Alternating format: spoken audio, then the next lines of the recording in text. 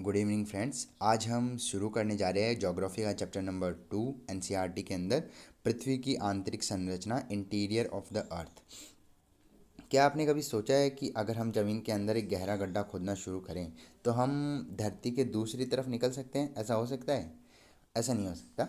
Well, scientifically ये बिल्कुल नामुमकिन है, क्योंकि हमारी पृथ्वी के अंदर कोई सॉलिड परत नहीं है, बल्कि उबलते हुए मैग्मा, पिघले हुए लोहे और आग का एक चलता फिरता कारखाना है। हम ज़मीन के जितना अंदर जाते जाएंगे टेम्परेचर उतना ही बढ़ता जाएगा। स्टील भी पानी की तरह पिघल पिघल जाए इतना टेम्परेचर अंदर, लगभग 3700 से 6000 डिग्री से भी अधिक टेम्परेचर जो है वो हमारी जो आंतरिक क्रोड है, जो इनर क्रोड मैंने यहाँ पे जो डिनोट कर रखा है, 1 सेकेंड,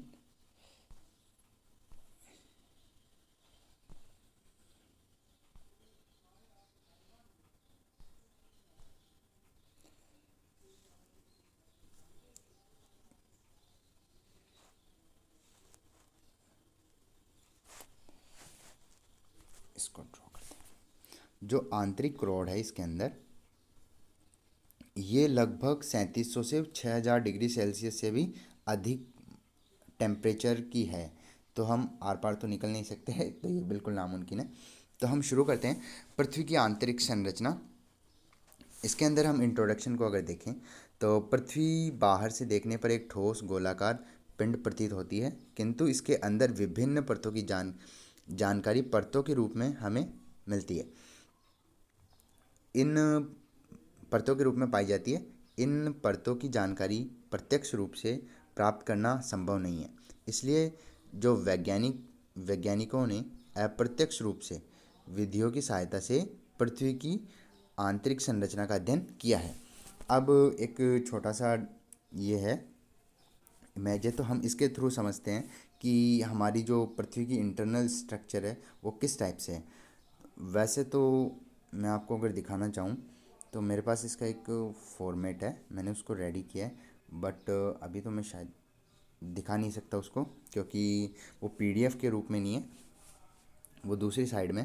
तो हम उसकी चर्चा कभी बाद में करेंगे, या शॉर्ट्स के रूप में अगर हम उसको देख लेंगे, मैं उसको डालने का प्रयास करूँगा। तो फर्स्ट जो लेयर है वो भूपर पट्टी क्रस्ट की है, जो लगभग से 5 से 15 किलोमीटर तक। इसका भी जो भूपर पट्टी है वो भी काफ़ी अलग अलग टाइप्स की होती है। मेंटल होती है, बाह्य क्रोड होती है और इंटरनल क्रोड कोर होती है।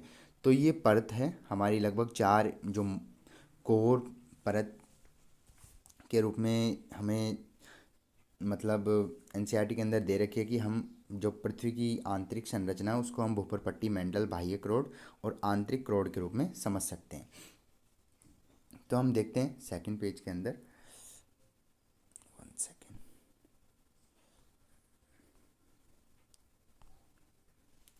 पृथ्वी की आंतरिक संरचना का अध्ययन कैसे करते हैं? तो प्रत्यक्ष स्रोत के अंदर सबसे इसके दो टाइप्स हैं, एक तो प्रत्यक्ष स्रोत और एक अप्रत्यक्ष स्रोत। ठीक है। तो प्रत्यक्ष स्रोत के अंदर गहरी खदानें, बोरिंग, जो ड्रिलिंग होती है, ड्रिलिंग सिस्टम, उसके थ्रू, और ज्वालामुखी से निकलने वाला लावा, उसके थ्रू हम आंतरिक संरचना का अध्ययन करते हैं। लेकिन इसके अंदर सबसे पहले जो नोट है इसके अंदर, इन विधियों से पृथ्वी सतह के नीचे कुछ किलोमीटर तक ही, मतलब ऐसी जानकारी मिल पाती है, क्योंकि हम जितना ज़्यादा गहरा जाते जाएंगे उतना ही टेम्परेचर बढ़ता जाएगा। अब हम देखते हैं पृथ्वी का अप्रत्यक्ष स्रोत के रूप में। अप्रत्यक्ष स्रोत, इसमें है भूकंपीय तरंगे, गुरुत्वाकर्षण, चुंबकीय क्षेत्र, उल्कापिंडों का अध्ययन और तापमान व दाब। इनको हम आगे मतलब एक्सप्लोर करके पढ़ेंगे। इनमें हमको अभी तो हमें ये समझ लेना है कि प्रत्यक्ष स्रोत के अंदर क्या क्या आता है और अप्रत्यक्ष स्रोत के अंदर क्या क्या आता है। तो पहले ही भूकंपीय तरंगे, दूसरा है गुरुत्वाकर्षण, तीसरा है चुंबकीय क्षेत्र, और चौथा है उल्कापिंडों का अध्ययन, और पांचवा है तापमान तथा दाब। ठीक है। अब भूकंपीय तरंगों के अध्ययन से हमें पता चलता है सबसे ज़्यादा आंतरिक संरचना के बारे में। सबसे अधिक जानकारी मिलती है, जबकि ये अप्रत्यक्ष स्रोत है। ये कोई प्रत्यक्ष स्रोत नहीं है कि हमें प्रत्यक्ष दिख रहा है कि इसकी पृथ्वी की आंतरिक संरचना कैसी है। अप्रत्यक्ष स्रोत होते हुए भी हमें सबसे ज़्यादा जानकारी वो किससे मिलती है? इससे मिलती है, इनडायरेक्ट सोर्स से। तो पृथ्वी की आंतरिक संरचना, जो संरचना इसके अंदर मुख्य परतें हैं। एक तो भूपर पट्टी, मेंटल मेंटल कोर। ये जो कोर है, मैंने आपको चार भागे बताए थे। तो जो आंतरिक क्रोड और बाह्य क्रोड, ये दो अलग अलग है, बाह्य क्रोड और आंतरिक क्रोड। भूपर पट्टी, भूपर पट्टी के अंदर जो पहली परत है उसके बारे में हम समझते हैं। यह पृथ्वी की सबसे बाहरी और सबसे पतली परत है। इस परत की औसत ऊंचाई लगभग, या मोटाई बोलते हैं या गहराई बोलते हैं, कि हम जितना गहरा जाते जाएंगे उतना हमें समझ में आता है कि कितना ये लंबा है। तो ये 5 से 70 किलोमीटर तक है। यह परत ठोस चट्टानों से बनी है। यह परत दो प्रकार की होती है भूपर पट्टी। मैंने आपको बताया था, एक तो महाद्वीपीय भूपर पट्टी और एक महासागरीय भूपर पट्टी। पहला है महाद्वीपीय क्रस्ट, दूसरा है महासागरीय भूपर पट्टी या क्रस्ट। इसकी मोटाई लगभग, जो महाद्वीपीय के अंदर है वहाँ पे 30 से 70 किलोमीटर, और जो जो महासागर है वहाँ पे इसकी जो गहराई है, मोटाई है, वो 5 से 10 किलोमीटर। इसकी संरचना ग्रेनाइट, और ये सबसे अधिक घनी है। ठीक है, ये ध्यान रखना है हमको कि ये सबसे अधिक घनी है। सबसे, मैं इसको शायद लिख तो नहीं पाऊंगा क्योंकि मेरे पास अभी वो नहीं है। तो ये सबसे अधिक घनी है, और जो संरचना है इसकी वो बेसाल्ट। और जो महासागरीय भूपर पट्टी है उसकी संरचना कैसी है? बेसाल्ट के रूप में। ये कम घनी है। महाद्वीपीय क्या है? कम घनी है, जबकि महासागरीय अधिक घनी है। मैं इसको आगे एक्सप्लेन भी करूँगा। 1 सेकेंड, मैं इसको डिलीट कर देता हूँ अभी।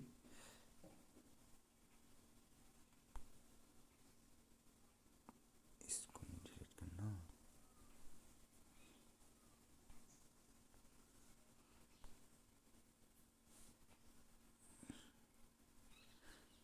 आग तो लगी हो ऐसे। 1 सेकेंड।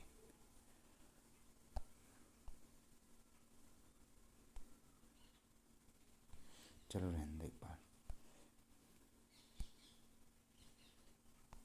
हम बाद में देख लेंगे इसको। ये क्या है कि मैं इसको मिटाने वाला हूँ, बट ये मिटेगा नहीं क्योंकि मेरे पास ये पूरे को डिलीट करना चाह रहे हैं। तो हम एक बार इसको ऐसे देख लेते हैं। ठीक है, अब भूपर पट्टी की विशेषताएं हम देखते हैं। तो टेक्स्ट के अंदर आ जाते हैं।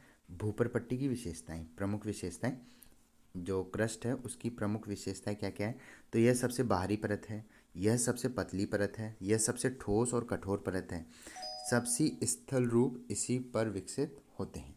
ठीक है, अब हम चलते हैं नेक्स्ट पेज पे।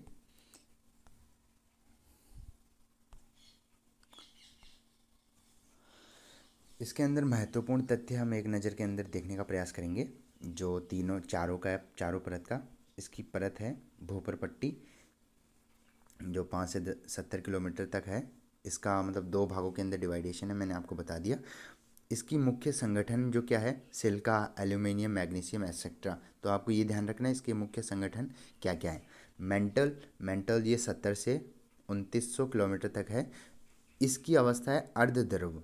अर्धद्रव मतलब आधा द्रव है आधा ठोस है, मतलब ये दो भागों के अंदर डिवाइड है। ठीक है, इसका मुख्य संगठन शिशिकेट चट्टानें, जिनमें मैग्नीशियम, आयरन एक्सेट्रा है। बाह्य क्रोड के अंदर अगर हम देखें तो 2900 किलोमीटर से 5100 किलोमीटर तक ये ओनली लिक्विड फॉर्म के अंदर है। ठीक है, इसलिए कोर को, जो क्रोड है, आंतरिक क्रोड, उस सॉरी आंतरिक क्रोड का मतलब है, मेरा मतलब है कि मेंटल के नीचे जो कोर है, जो परत है, परत के रूप में पाई जाती है, वो वैसे तो लोहे और निकेल से ही बनी है, और वो एक गर्म है, बहुत गर्म है। तो इनको अलग करने का जो जो रीज़न था वो था तरल और ठोस। जो आंतरिक स्ट्रक्चर है वो ठोस है और उसका बाह्य स्ट्रक्चर है वो तरल है। ठीक है, तो लोहा और निकल से ये भी बना है और आंतरिक कोर का ये 5100 किलोमीटर से 6371 किलोमीटर तक है और ये ठोस के रूप में है, लोहा और निकल। हम देखेंगे कि ये ठोस क्यों है और ये बाहर का तरल क्यों है, इसको भी हम समझने का प्रयास करेंगे आगे। सॉरी, भूकंपीय तरंगे, यहाँ पे एक गलती से हो गया। भूकंपीय तरंगे, भूकंप के समय पृथ्वी के अंदर जो ऊर्जा तरंगों के रूप में सभी दिशाओं में फैलती है उन्हें भूकंपीय तरंगे कहते हैं। इन तरंगों के अध्ययन से हमें पृथ्वी के अंदर की संरचना का ज्ञान प्राप्त होता है।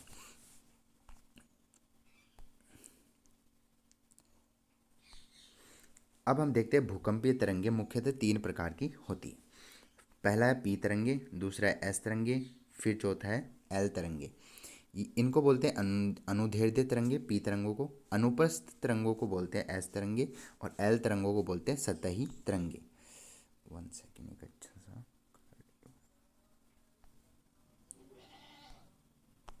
ठीक है। महत्वपूर्ण तथ्य के हम देखते हैं।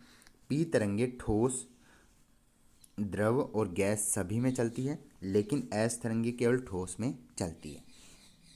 ये आपको ध्यान रखना है, जो मैंने इम्पोर्टेंट फैक्ट्स लिखे हैं इसको। अब हम चलते हैं नेक्स्ट पेज पे। कंप्लीट होने वाला है, ज़्यादा बड़ा नहीं है, 7 पेजेस का ही है ओनली।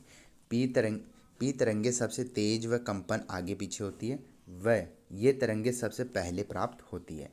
एस तरंगे पी तरंगों से धीमा व इनका कंपन ऊपर नीचे होता है। ध्यान रखना है, एस तरंगों का कंपन ऊपर नीचे होता है, जबकि पी तरंगों का कंपन आगे पीछे होता है, क्योंकि ये अनुदैर्ध्य है, जबकि ये एस तरंगे अनुप्रस्थ हैं। एल तरंगे सतही तरंगे भी कहलाती है। ये तरंगे सबसे धीमी और सबसे अधिक विनाशकारी होती है। ठीक है, अब हमारा जो 6 पॉइंट है, पृथ्वी की परतें, लेयर्स ऑफ अर्थ।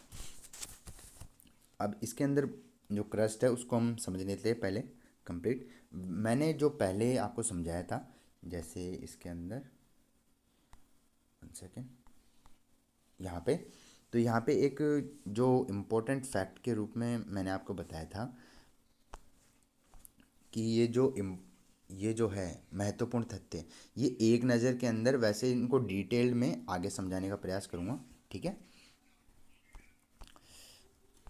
तो हम इसको आगे चलते, पहले यहाँ पे थे हम। ड्रॉ, यह पृथ्वी की सबसे बाहरी, पतली और सबसे कठोर परत है।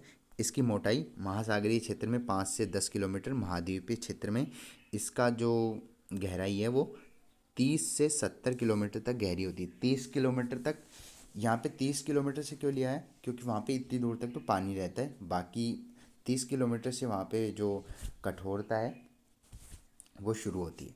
महासागरीय भूपरपट्टी महाद्वीपीय भूपरपट्टी की तुलना में, क्रस्ट बोलूँगा मैं अब की बार, क्योंकि बार बार भूपर पट्टी अच्छा नहीं लग रहा, की तुलना में अधिक घनी और पतली होती है। मैंने आपको बोला था कि घनी, इसको ध्यान रखना है कि घनी कौन सी घनी होती है, महासागरीय भू क्रस्ट महाद्वीपीय क्रस्ट की तुलना में अधिक घनी और पतली होती है, क्योंकि वहाँ पे इतनी दूर तक तो पानी रहता है सिर्फ। अब हम देखते हैं मेंटल। यह क्रस्ट के नीचे स्थित सबसे मोटी परत है। इसकी मोटाई लगभग 2900 किलोमीटर तक होती है, इतनी गहरी होती है ये। इसका ऊपरी भाग अर्धद्रव यानी कि प्लास्टिक फॉर्म में होता है और तथा निचला भाग ठोस होता है। इसी में मैग्मा भी पाया जाता है तथा प्लेटों की गति होती है इसी के अंदर। अब हम देखते हैं बाह्य कोर को, आउटर कोर को। यह परत मेंटल के नीचे तरल अवस्था में पाई जाती है। इसकी मोटाई लगभग 2200 किलोमीटर तक होती है। यह परत मुख्य रूप से लोहा निकिल से बनी होती है।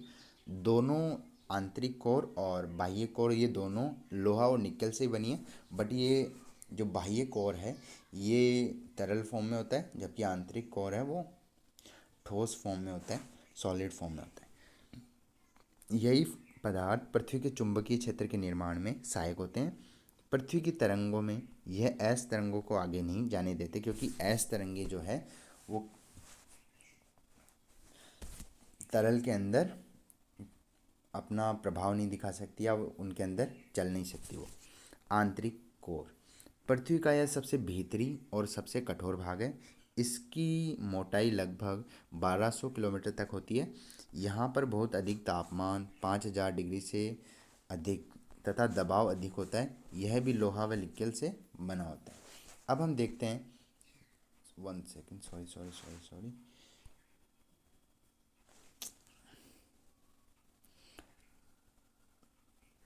अब हम देखते हैं इसी के अंदर ये जो, हाँ, ये जो ठोस फॉर्म में होता है ये ऐसा क्यों होता है। तो अत्यधिक तापमान के कारण यह तरल अवस्था में न होकर ठोस अवस्था में है, क्योंकि इसका दबाव अत्यधिक होता है। दबाव अत्यधिक होने से वो ठोस फॉर्म में रहता है, जबकि वो लिक्विड में भी है। लिक्विड को हम बाह्य कोर बोल देते हैं और उसको आंतरिक कोर बोल देते हैं। पृथ्वी की आंतरिक संरचना का महत्व। पृथ्वी की उत्पत्ति, विकास और भूगतिकी को समझने में ज्वालामुखी, भूकंप, पर्वत निर्माण, प्लेट विवर्तन की, इसका हम जो इम्पोर्टेंस है वो समझ रहे हैं कि प्लेट विवर्तन की जैसी प्रक्रियाओं की व्याख्या इसी के थ्रू होती है। खनिजों, धातुओं, ऊर्जा संसाधनों की खोज और उपयोग में सहायक होती है। भूवैज्ञानिक अनुसंधान, प्राकृतिक आपदाओं की भविष्यवाणी और पृथ्वी के संतुलन को बनाए रखने के लिए भी पृथ्वी की जो इंटरनल संरचना है वो हमें समझना जरूरी होती है। तो ये थे हमारे जो इम्पोर्टेंट फैक्ट्स थे। मैंने उन सभी को कवर करने का ट्राई किया है और पृथ्वी की आंतरिक संरचना को भी कंप्लीट करने का प्रयास किया है। तो ये थे आपके लिए नोट्स पृथ्वी की आंतरिक संरचना एनसीईआरटी के लिए। और बाकी ये वीडियो आपको कैसा लगा कमेंट्स में ज़रूर बताएं। Thank you.